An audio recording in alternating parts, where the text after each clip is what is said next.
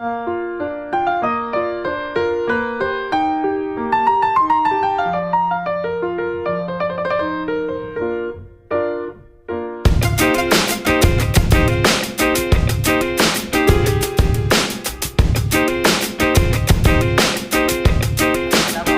warahmatullahi wabarakatuh.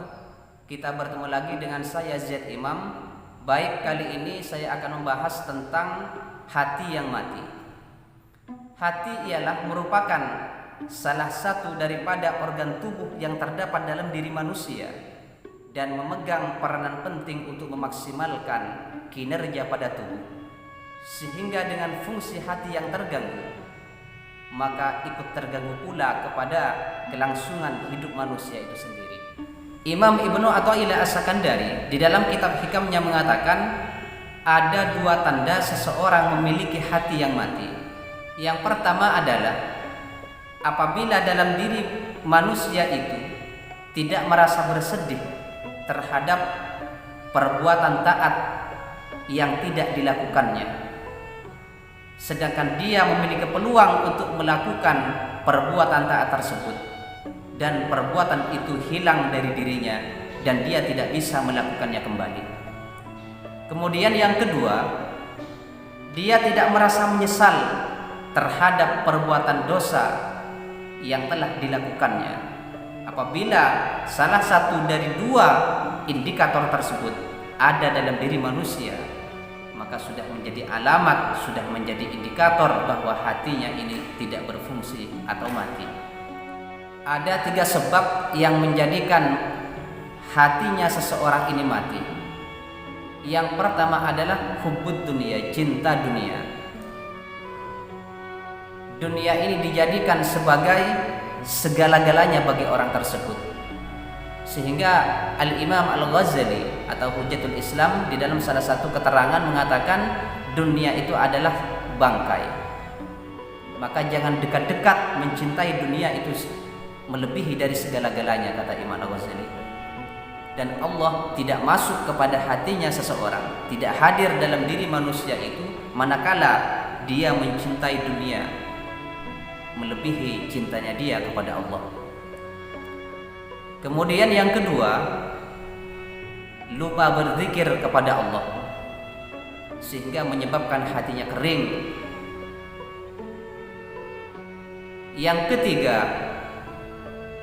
banyaknya maksiat yang telah dilakukannya, sehingga dengan maksiat yang sering dilakukannya menyebabkan hatinya seseorang ini tertutup untuk menerima kebenaran.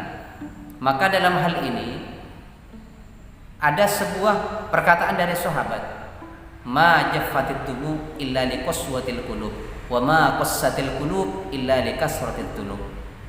Air mata seseorang ini tidak akan kering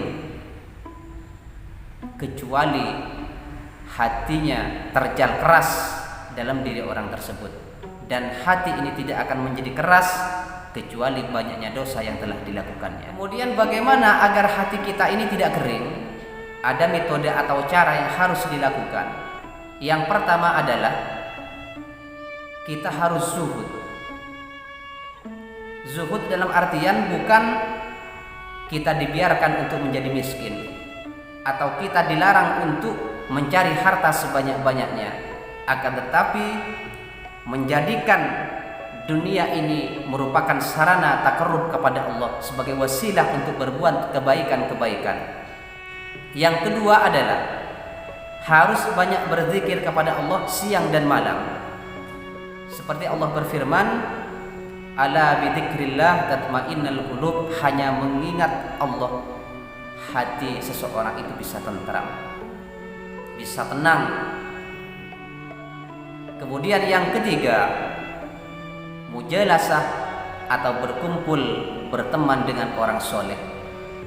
Mencari teman yang baik itu penting, karena teman ini bisa menjadikan kita, bisa mengantarkan kita terhadap perbuatan yang baik seperti orang itu. Sehingga dalam hal ini Nabi bersabda, almar'u ala dini khalilihi falyanzur ala man yukhalilu.